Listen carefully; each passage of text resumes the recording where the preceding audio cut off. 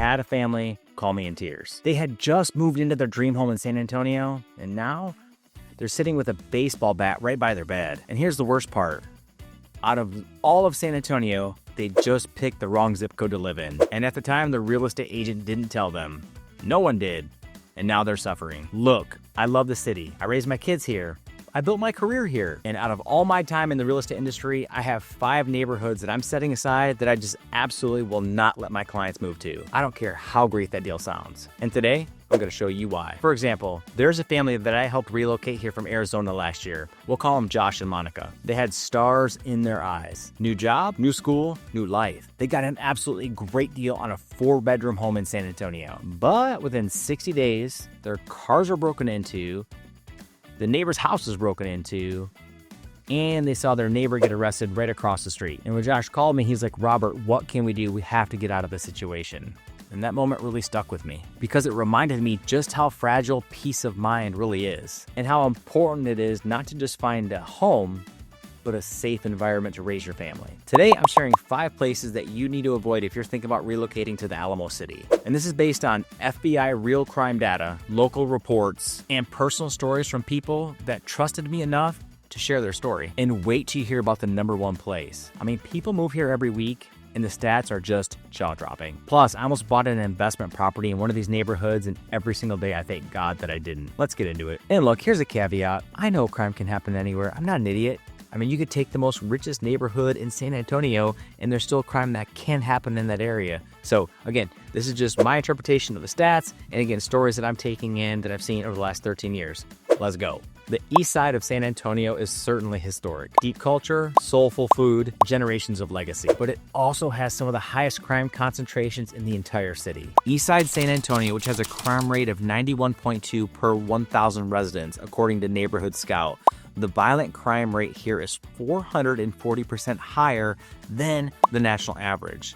That's not just theft, that's aggravated assault, robbery, and unfortunately, even homicides. My buddy Jason, one of my friends for a long time, he tried investing in this part of the town. I remember a wholesaler was trying to unload a 1940s beautiful kind of Craftsman, but it was definitely a fixer-upper. But within just a few weeks of the demo starting on that particular home, his tools were stolen and his truck was vandalized twice. He even had a neighbor come up to him and said, hey, you may want to get your stuff out of here by dark. So my guy pulled out of there immediately. Here's another scary one. I had a client tell me that he wouldn't even let his daughter walk more than 2 blocks because one time he felt like she was being followed. They tried to tough it out. They called the police when they felt unsafe. They installed security cameras on their house. They also got a dog. But within a year, they were out of there. They just couldn't take it anymore. So if you have kids, or you're retired, or you just value your sleep at night, I would definitely look elsewhere than this part of San Antonio. Number 4 on this list is Pecan Valley. And this part stretches into the southwest side of San Antonio. Pecan Valley is certainly affordable, has great road access,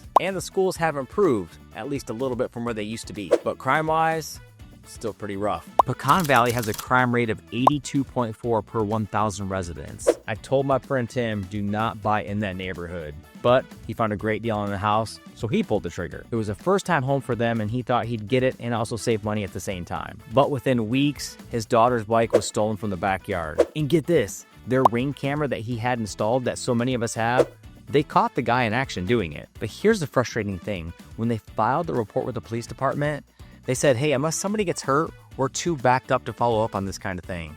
How frustrating is that? Have you ever heard of squatters? Vacant homes in the neighborhood are being overrun by these types of people. Drug use, insane amounts of noise, constant foot traffic running back and forth in front of the houses. And in the end, his family just didn't feel safe. It's a hard truth. Affordable doesn't necessarily mean livable.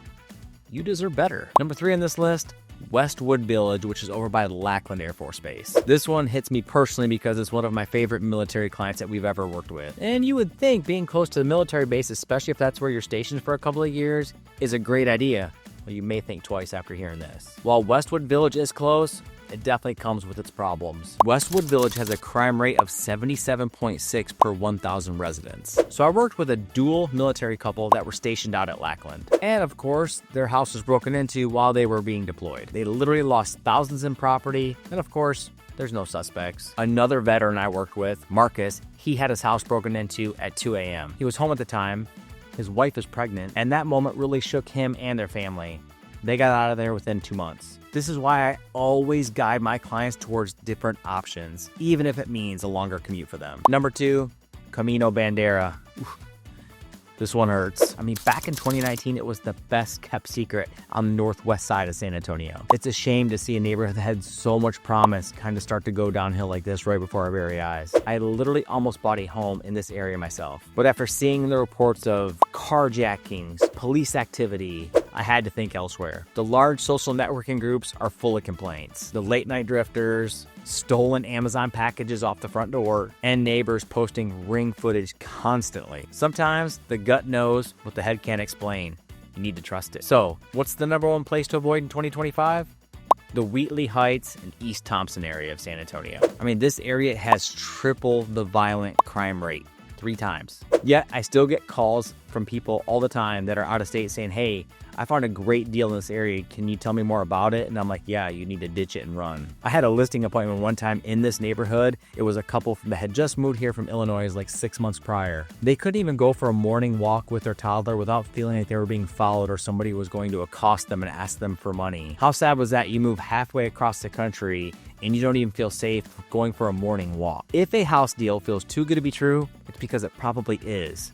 Don't gamble with your safety. Look, San Antonio is still one of the best cities in all of Texas. From Alamo Heights to Cibolo, from Stone Oak to Helotes. There are some amazing, safer communities here in the area. I've been helping people successfully relocate here for 13 plus years. We know the data, we know the neighborhoods, and more importantly, we know the truth behind the listings. We just don't sell homes, we help protect futures. You can count on us to help you avoid these costly areas. Let me help you avoid these mistakes and find a place you are proud to call home. Some of the safest communities right now are where our new construction is taking place. And you can see a video right here on our top trends in new constructions that I think you'll find fascinating.